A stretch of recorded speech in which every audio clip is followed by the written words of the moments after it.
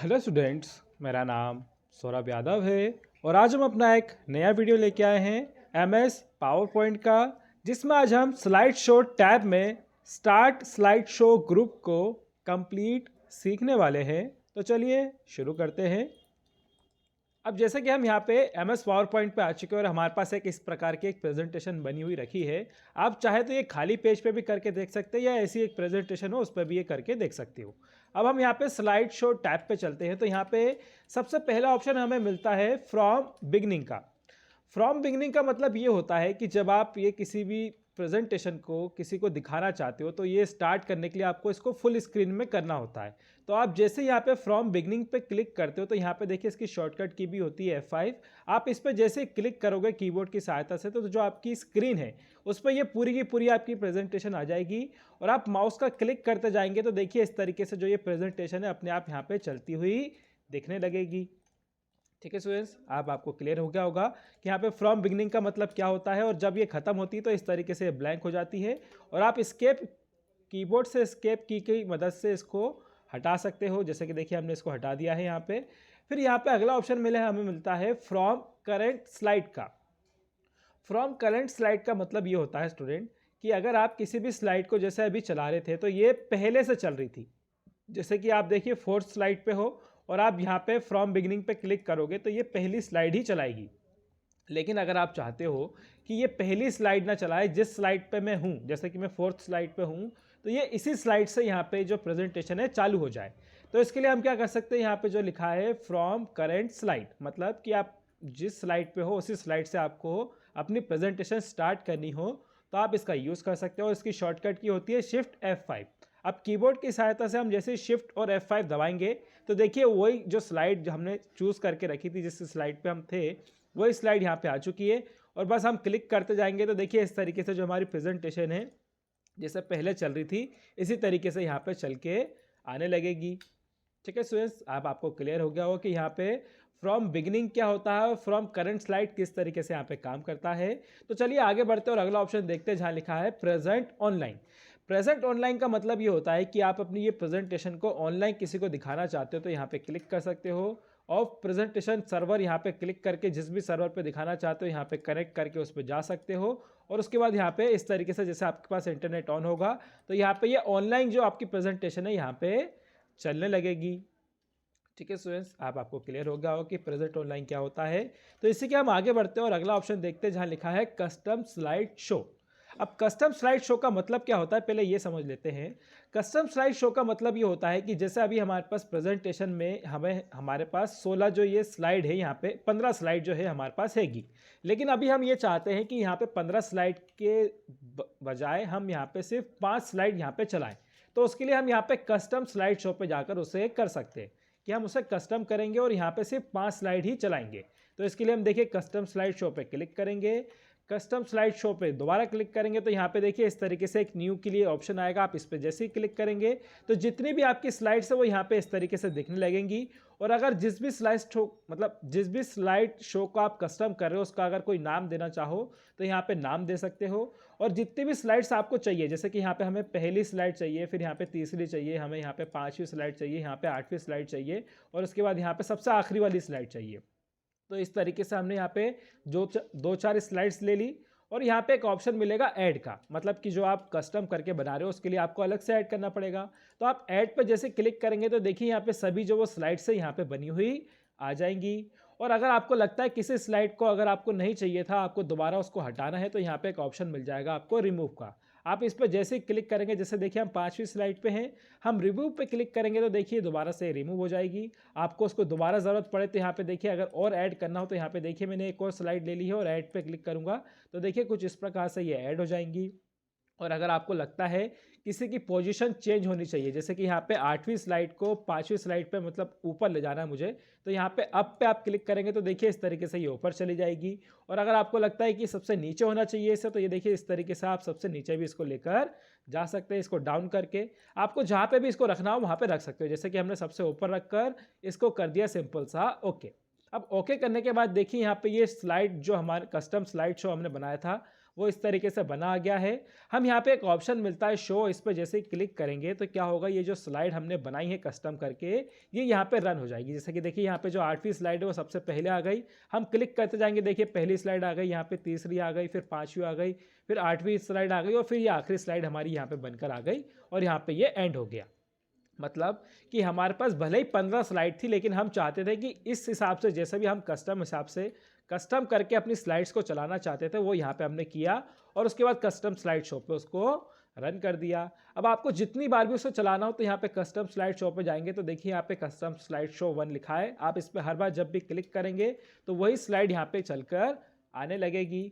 और अगर आपको लगता है कि जो आपने कस्टम स्लाइड शो बनाया है अगर उसमें कुछ एडिट करना हो आपको तो कस्टम स्लाइड शो पे जाइए और यहाँ पे एक ऑप्शन मिल जाएगा आपको एडिट का। आप एडिट पे क्लिक करेंगे, आपको लगता है किसी स्लाइड शो को और ऐड करना है तो यहाँ पे जैसे कि मैं इस स्लाइड शो को क्लिक करता हूँ और यहाँ पे ऐड पे क्लिक करता हूँ तो देखिए इस तरीके से वो ऐड हो जाएगी। आपको इसको ऊपर नीचे करना हो तो यहाँ पे ऊपर नीचे कर सकते हो और इसके बाद जैसे आप ओके करोगे तो यहाँ पे ये वापस से आपकी कस्टम स्लाइड शो बन जाएगी। और अगर आपको लगता है कि इसी की एक कॉपी बनानी है आपको तो यहाँ पे एक ऑप्शन मिल जाएगा कॉपी का। आप इस पर क्लिक करेंगे तो इस तरीके से देखिए इसकी कॉपी बन जाएगी और यहाँ पे लिखा भी रहेगा copy of custom slide show 1। अगर आपको लगता है कि कस्टम स्लाइड शो 1 नहीं बनाना है, इसको अगर आपको रिमूव करना है तो यहाँ पे एक ऑप्शन मिल जाएगा आपको रिमूव का। आप इस पर जैसे क्लिक करोगे तो ये इस प्रकार से यहाँ पे रिमूव हो जाएगी। ठीक है स्टूडेंट्स, अब आपको क्लियर हो गया होगा कि यहाँ पे कस्टम स्लाइड शो किस तरीके से काम करता है और यहाँ पे कस्टम स्लाइड शो जो ग्रुप है हमारा वो किस तरीके से यहाँ पे काम करता है। अब जैसे कि हम एक MS पावर पॉइंट प्रेजेंटेशन पे आ चुके हैं, जैसे कि यहाँ पे मैंने 2-3 स्लाइड्स पे अलग अलग यहाँ पे पैटर्न लेके रखे हैं। तो यहाँ पे सबसे पहले हम चलते हैं स्लाइड शो टैब पे और यहाँ पे हम पिछले जो अध्याय था उसमें ये देख चुके थे कि यहाँ पे स्टार्ट स्लाइड शो ग्रुप किस तरीके से काम करता है। तो इसके बाद अब यहाँ पे अगला ऑप्शन दिया है सेटअप स्लाइड शो का। सेटअप स्लाइड शो का मतलब यहाँ पे ये होता है कि जब आप अपनी स्लाइड को जब F5 आप करते हो तो एक एक करके जब आप आगे बढ़ाते जाते हो तो उसमें क्या है सेटअप करना पड़ता है आपको, तो उसी के लिए यहाँ पे ये दिया हुआ है। तो यहाँ पे जो सबसे पहले हम क्लिक करते हैं तो यहाँ पे सबसे पहला ऑप्शन मिलता है present by a speaker full screen. इसका मतलब ये है कि जब आप अपनी प्रेजेंटेशन चलाते हो तो वो फुल स्क्रीन पर चलती है, उसमें स्पीकर भी लगे होते हैं, जो भी आपकी वॉइस होती है वो सुनाई देती है। फिर यहाँ पे अगला ऑप्शन मिलता है हमें browser by any individual window. इसका मतलब ये होता है कि इसमें थोड़ी सी स्क्रीन छोटी होती है और उसके हिसाब से यहाँ पे दिखाई देता है। जैसे कि देखिए मैं इस पर क्लिक कर देता हूँ, ओके कर देता हूँ और अब जैसे ही F5 करूँगा तो थोड़ी सी स्क्रीन यहाँ पे देखिए आपको दिख रही होगी, हल्की हल्की से यहाँ से छोटी हो गई। ये देखिए ऊपर तरफ से भी हो गया है, इसी तरीके से नीचे तरफ से भी यहाँ पे दिखाई दे रहा है। बस इसी का काम ये होता है। फिर इसके बाद दोबारा इस पर क्लिक करेंगे और दोबारा से वही ऑप्शन ले लेंगे। फिर इसके नीचे एक ऑप्शन और दिया होता है जैसे यहाँ पे लिखा है ब्राउजर एट अ किट्सो फुल स्क्रीन। इसका मतलब ये है कि आपका जैसे पहला जो हमारा ऑप्शन दिया था उसी तरीके से चलता है, लेकिन इसमें स्पीकर जो होते हैं वो यहाँ पे साउंड नहीं करते हैं। ठीक है स्टूडेंट्स, आपको क्लियर हो गया होगा। इसको मैं दोबारा से पहले की तरह करके ओके कर देता हूँ और फिर इसी पे दोबारा जाता। अब यहाँ पे अगला ऑप्शन हमें मिलता है लूप कंटिन्यूसली अंटिल स्केप का। अब इसका मतलब ये होता है कि जैसे आप अपनी प्रेजेंटेशन चलाते हो अभी, तो जैसे कि आप अभी F5 करते हो तो इस पर क्लिक करते हुए जाते हो तो आपकी प्रेजेंटेशन ऐसे खत्म हो जाती है, लेकिन आप चाहते हो कि प्रेजेंटेशन खत्म ही ना हो, वो दोबारा के दोबारा चलती रहे। तो आप इस पर जाके क्लिक कर दीजिए, इस ऑप्शन को यहाँ पे ऑन कर दीजिए, इस ऑप्शन को अभी हम बंद कर देते हैं और कर देते हैं ओके। अब जैसे ही हम यहाँ पे F5 करेंगे और यहाँ पे क्लिक करते जाएंगे तो ये प्रेजेंटेशन खत्म ही नहीं होगी। आप इस पर जितनी बार क्लिक करोगे उतनी बार यहाँ पे चलते हुए आ जाएगी। ठीक है स्टूडेंट्स, आपको क्लियर हो गया होगा। अब इसको हम स्केप कर देते हैं और यहाँ पे फिर से दोबारा चलते हैं और यहाँ पे अगला ऑप्शन देखते हैं जहाँ लिखा हुआ है show without narration. Show without narration का मतलब ये होता है कि अगर आपने कोई भी नरेशन इस पर डाला हो, जैसे इस पर अगर कोई कलर वगैरह कर दिया हो या कुछ किया हो, तो उसके लिए ये ऑप्शन होता है। इसी तरीके से एक ऑप्शन और होता है यहाँ पे शो विदाउट एनिमेशन। एनिमेशंस का मतलब यहाँ पे ये है कि जैसे कि हम पहली स्लाइड पे हैं और इस पर अगर कोई भी टेक्स्ट पे हम एनिमेशन लगाते हैं, यहाँ पे जैसे कि मान लीजिए मैंने कुछ इस प्रकार का एक एनिमेशन लगा दिया है, तो मैं चाहता हूँ कि ये एनिमेशन ना दिखे, तो मैं स्लाइड शो पे जाऊँगा, इस ऑप्शन पे क्लिक करूँगा, यहाँ पे इस ऑप्शन को बंद कर दूंगा, इन दोनों ऑप्शंस को अनचेक कर दूंगा और यहाँ पे कर दूंगा ओके। अब जैसे ही मैं F5 करूँगा तो देखिए यहाँ पे जो एनिमेशन हमने लगाया था वो यहाँ पे नहीं चलेगा। क्यों नहीं चलेगा? क्योंकि यहाँ पे हमने उसको स्टॉप करने के लिए यहाँ पे उसको बता दिया है।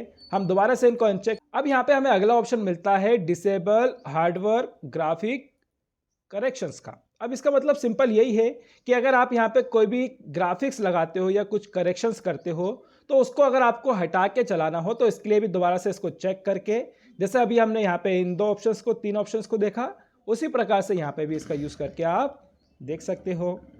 फिर इसी के नीचे एक अगला ऑप्शन मिलता है यहाँ पे पेन कलर का, और यहाँ पे फिर एक ऑप्शन मिलता है लेज़र पॉइंट कलर का। अब ये क्या होते हैं कि जैसे कि आप जब प्रेजेंटेशन चलाते हो, जैसे कि आप अभी F5 करते हो और यहाँ पे प्रेजेंटेशन चल रही है, अगर आप माउस से राइट क्लिक करते हो तो यहाँ पे एक ऑप्शन मिलता है पॉइंटिंग ऑप्शंस का। आप इस पर क्लिक करेंगे तो देखिए यहाँ पे आपको लेज़र भी मिल जाएगा, पेन कलर भी मिल जाएगा, और यहाँ पे एक हाईलाइटिंग कलर भी होता है। ये तीनों उस कलर के लिए यहाँ पे दिए हैं कि जैसे आगे अब आप क्लिक करते हैं तो देखिए यहाँ पे ये अभी रेड कलर दिख रहा है आपको। आप चाहते हो इसका रेड कलर ना हो, कोई और कलर हो, तो इसको आप चेंज कर सकते हो। इसी तरीके से दोबारा राइट क्लिक करो, इस पर दोबारा जाओ। अगर आपको पेन कलर चेंज करना हो, जैसे कि अभी देखिए यहाँ पे रेड कलर है, अगर आप चाहते हो रेड कलर ना हो, कुछ और कलर हो, तो आप उसको वहाँ पे चेंज कर सकते हो। कैसे करते हैं हम यहाँ पे करके देख लेते हैं। जैसे कि हम देखिए इसको एस्केप करेंगे, ये कीप चेंज का पूछ रहा है कि अगर आपने ये जो अभी यहाँ पे ये इस तरीके से छोटा सा सर्कल बनाया है, आप चाहते हो ये दोबारा दिखता रहे, तो इसको आप कीप पे क्लिक कर दे। अगर आप नहीं चाहते कि ये दिखे तो इसको डिस्कार्ड पे क्लिक कर दोगे तो ये दोबारा से नॉर्मल हो जाएगा। अब हम देखिए इस पे जाएंगे और यहाँ पे देखिए जैसे पेन कलर अभी रेड दिया है, हम कर देते हैं यहाँ पे इसको ब्लू, और यहाँ पे जो ये रेड कलर दिया है इसको कर देते हैं यहाँ पे ग्रीन, और इसको कर देते हैं सिंपल सा ओके। अब जैसे हम यहाँ पे F5 करेंगे और यहाँ पे दोबारा से जैसे राइट क्लिक करेंगे और यहाँ पे पेंस ऑप्शन पे जाएंगे तो देखिए यहाँ पे लेज़र कलर अब यहाँ पे ग्रीन हो चुका है। ठीक है स्टूडेंट्स, देखिए यहाँ पे अब ये लेज़र कलर जो है वो ग्रीन हो चुका है। अगर इस पर आप दोबारा से राइट क्लिक करेंगे, दोबारा से पेंट्स ऑप्शंस पर जाओगे, यहाँ पे पेन कलर पर जाओगे तो देखिए अब यहाँ पे ये ब्लू आ रहा है। क्यों आ रहा है? क्योंकि हमने इसका वहाँ से जो कलर था यहाँ पे वो चेंज कर दिया है। अब हम दोबारा से एस्केप दबाएंगे और यहाँ पे इसको ऑप्शन को डिस्कार्ड करके दोबारा से नॉर्मल कर लेंगे, और इस पर अगर आप चाहें तो यहाँ पे दोबारा से कलर अगर आपको चेंज करना हो तो वो भी आप कर सकते हो, और इन ऑप्शंस को भी हम यहाँ पे बंद कर देंगे। अब यहाँ पे अगला ऑप्शन मिलता है शो स्लाइड का। शो स्लाइड का मतलब यहाँ पे ये है कि जैसे अभी यहाँ पे ऑल पे क्लिक है तो इसका मतलब है कि अभी आपकी चारों स्लाइड्स चलेंगी। अगर आप चाहते हो कोई कम हो जाए, मतलब कि यहाँ पे अपने हिसाब से अगर किसी स्लाइड को कम करना चाहते हो, जैसे कि फ्रॉम में पहली स्लाइड चलेगी और उसके बाद 2 में की 4th स्लाइड तक चलेगी। आप चाहते हो कि आखिरी स्लाइड ना दिखाई दे तो आप उसे कम कर सकते हो। जैसे कि देखिए हमने इसे कम कर दिया, हम इसे ओके कर देंगे, और जैसे ही आप F5 करेंगे तो देखिए यहाँ पे हम जैसे ही क्लिक करते जाएंगे तो देखिए यहाँ पे जो आखिरी स्लाइड होगी वो यहाँ पे नहीं आएगी। क्यों नहीं आएगी? क्योंकि हमने उसको यहाँ से हटा दिया है। फिर इसके बाद एक और ऑप्शन होता है यहाँ पे कस्टमाइजेशन का। जैसे कि अगर आप इसको कस्टम करना चाहते हो तो उसको भी यहाँ पे कस्टम कर सकते हो। कस्टम के लिए हमने इससे पिछले वाले वीडियो में आपको बताया था कि कस्टम कैसे करते हैं, लेकिन एक बार और बता देता हूँ कि यहाँ पे क्लिक करते हैं, कस्टम पर जाते हैं, और अगर आपको कोई भी मतलब चाहते हो कि ये जो 4 स्लाइड है आप चाहते हो इनमें से 2 स्लाइड्स दिखे, जैसे कि हम यहाँ पे दूसरी और तीसरी स्लाइड को ही दिखाना चाहते हैं, तो हम न्यू पे क्लिक करेंगे, दूसरी और तीसरी स्लाइड को यहाँ पे सेलेक्ट करेंगे, ऐड पे क्लिक करेंगे और यहाँ पे ओके कर देंगे तो देखिए यहाँ पे कस्टम हमारा बन के आ जाएगा। अगर आप इसको एडिट करना चाहते हो, रिमूव करना चाहते हो, कॉपी करना चाहते हो तो ये सब कर सकते हो। और जैसे ही हम दोबारा इस ऑप्शन पर जाएंगे तो देखिए ये ऑप्शन दोबारा से ऑन हो जाएगा। आप इस पर क्लिक कर दोगे तो देखिए जो अभी हमने कस्टम बनाया, ये देखिए यहाँ पे कस्टम बना हुआ आ चुका है। आप जितने कस्टम यहाँ पे बनाओगे वो सभी यहाँ पे दिखने लगेंगे। आप इसको सिंपल कर दीजिए ओके। आप जैसे आप F5 करेंगे तो देखिए यहाँ पे सेकंड स्लाइड और यहाँ पे थर्ड स्लाइड चलेगी, और उसके बाद यहाँ पे ये बंद हो जाएगी। ठीक है स्टूडेंट्स, आपको क्लियर हो गया होगा। तो चलिए आगे बढ़ते हैं और यहाँ पे अगला ऑप्शन देखते हैं जहाँ पे लिखा है एडवांस स्लाइड। यहाँ पे इसका मतलब ये है यूज टाइमिंग इफ प्रेजेंट, मतलब कि आप एक टाइमिंग के साथ उसे प्रेजेंट करना चाहते हो तो आप इसका यूज़ कर सकते हो। और अगर आप चाहते हो कि मैनुअली चले, मतलब कि आप अपने हिसाब से लगाना चाहते हो, तो आप इसका यूज़ कर सकते हो। ठीक है स्टूडेंट्स, जैसे कि हम देखिए यहाँ पे इसका यूज़ करके आपको दिखा भी देते हैं। जैसे कि देखिए यहाँ पे लिखा है use timing if you present. अब इसका मतलब क्या है कि जैसे हमने इसको ओके किया तो हम यहाँ पे ट्रांजेक्शन्स पे चलते हैं। तो हमने आपको बताया था कि आप चाहते हो कि आपकी स्लाइड ऑटोमेटिक चलती जाए तो यहाँ पे एक ऑप्शन होता है आफ्टर। अगर आप चाहते हो कि वो माउस से चले तो यहाँ पे एक ऑप्शन होता है ऑन माउस क्लिक। हम कर देते हैं इसे आफ्टर और यहाँ पे इसको बंद कर देते हैं, और यहाँ पे इसकी एक छोटी सी टाइमिंग लेके अब जैसे इसको यहाँ पे ऑल अप्लाई टू ऑल पे क्लिक कर देते हैं, और यहाँ पे जैसे ही F5 करते हैं तो ये क्या होगा, ऑटोमेटिक ही अपने आप स्लाइड्स यहाँ पे चलने लगेगी। लेकिन अगर आप चाहते हो कि आप यहाँ पे ये टाइमिंग ना चले तो यहाँ पे इसे कर सकते हो मैनुअल, और आप इसे दोबारा से कर सकते हो ओके। अब जैसे ही आप यहाँ पे F5 करोगे तो ये अपने आप नहीं चलेगी। क्यों नहीं चलेगी? क्योंकि हमने इसे मैनुअल कर दिया है। आपको इसको अब हर बार क्लिक करना पड़ेगा और उसके बाद यहाँ पे ये चलने लगेगी। ठीक है स्टूडेंट्स, अब आपको क्लियर हो गया होगा। तो देखिए हम इसको दोबारा से यहाँ पे वापस वही ऑप्शन पे यूज़ करके ओके कर देते हैं, यहाँ पे ऑल स्लाइड ले लेते हैं और इसको कर देते हैं दोबारा ओके। अब इस पर दोबारा चलते हैं और यहाँ पे एक और दिया है मल्टीपल मॉनिटर्स। मल्टीपल मॉनिटर्स का मतलब यहाँ पे ये होता है कि अगर आपको एक मॉनिटर के अलावा दूसरे मॉनिटर्स पे भी अगर इसका प्रेजेंटेशन दिखानी हो या फिर ऑटोमेटिक यहाँ पे जो दिया है इसी पर रहने इसको प्राइम भी कर सकते हो आप, लेकिन ये ऑटोमेटिक ही ज़्यादा सही रहेगा। और फिर इसके बाद एक और ऑप्शन है, यहाँ पे लिखा है यूज़ प्रेजेंट व्यू, मतलब कि आप हर एक चीज़ का जब यूज़ करो तो उसको देखना चाहते हो तो इस ऑप्शन को चेक कर सकते हो और ओके कर दोगे तो हर बार जो भी आप यहाँ पे चेंजेस करते हो वो यहाँ पे फिर दिखाई भी देंगे। ठीक है स्टूडेंट्स, आपको क्लियर हो गया होगा किस तरीके से यहाँ पे जो सेटअप स्लाइड शो ग्रुप मतलब ये ऑप्शन है किस तरीके से काम होता है। तो चलिए आगे बढ़ते हैं और अगला ऑप्शन देखते हैं जहाँ लिखा है हाइड स्लाइड। हाइड स्लाइड का मतलब सिंपल ये है कि आप किसी भी स्लाइड को जैसे हाइड करना चाहते हो, जैसे कि यहाँ पे हम सेकंड स्लाइड को चाहते हैं कि वो हाइड हो जाए, तो हम उस पर हाइड पर जाके बस क्लिक कर देंगे तो देखिए यहाँ से एक छोटा सा कट का निशान बना जाता है। जैसे ही आप F5 करोगे तो देखिए पहला पेज आया, दूसरा पेज आया, तीसरा पेज आया और यहाँ पे ये बंद हो गया। अब ऐसा क्यों हुआ? क्योंकि हमने ट्रांजैक्शंस पे जो टाइमिंग लगाई थी उसके हिसाब से ये हो रहा है। आप चाहते हो कि ये माउस क्लिक से हो तो इसको चेक अनचेक कर सकते हो और दोबारा से स्लाइड शो पे आ जाएंगे। अब देखिए जैसे दोबारा से F5 करेंगे तो देखिए पहला और दूसरा, अरे सॉरी मैंने उस पर अप्लाई टू ऑल नहीं किया, मैं दोबारा से जाके उसको ट्रांजैक्शंस पे अप्लाई टू ऑल कर देता हूँ। अब दोबारा से इस पर चलते हो, जैसे देखिए हम F5 करेंगे तो देखिए अब हमें हर बार क्लिक करना पड़ेगा माउस से, तो ये यहाँ पे प्रेजेंटेशन चलेगी और यहाँ पे जो हमारा सेकंड पेज जो है मतलब जो सेकंड स्लाइड जो है हमारी वो नहीं चलेगी। क्यों नहीं चलेगी? क्योंकि हमने उससे हाइड कर दिया है। आप चाहते हो वो दोबारा से चले, आप हाइड ऑप्शन पे दोबारा क्लिक कर दीजिए, दोबारा से F5 करेंगे तो देखिए अब जो हमारी सेकंड स्लाइड्स थी वो भी यहाँ पर आने लगेगी। ठीक है स्टूडेंट्स, आपको क्लियर हो गया होगा। तो चलिए आगे बढ़ते हैं और अगला ऑप्शन देखते हैं जहाँ पे लिखा है रिहर्सल टाइमिंग। अब रिहर्सल टाइमिंग एक बहुत ही इंपॉर्टेंट टूल है MS पावर पॉइंट का, क्योंकि आप जब भी किसी भी प्रेजेंटेशन को देते हो, जैसे कि आप एक प्रेजेंटेशन किसी को बता रहे हो, तो आपको पता होना चाहिए कि आप जब किसी को एक टाइमिंग के हिसाब से प्रेजेंटेशन देते हो, जैसे कि आप 5 मिनट की टाइमिंग, 2 मिनट की टाइमिंग या 3 मिनट की टाइमिंग में आपको पूरी प्रेजेंटेशन किसी को बतानी होती है, तो आपको उसकी टाइमिंग के लिए आपको यहाँ पर रिहर्सल करनी पड़ती है। रिहर्सल करने से मतलब ये होता है कि आप पहली स्लाइड पे कितना टाइम लेते हो, दूसरी स्लाइड पे कितना टाइम लेते हो, तीसरी स्लाइड पे कितना टाइम लेते हो और चौथी स्लाइड पे कितना टाइम लेते हो।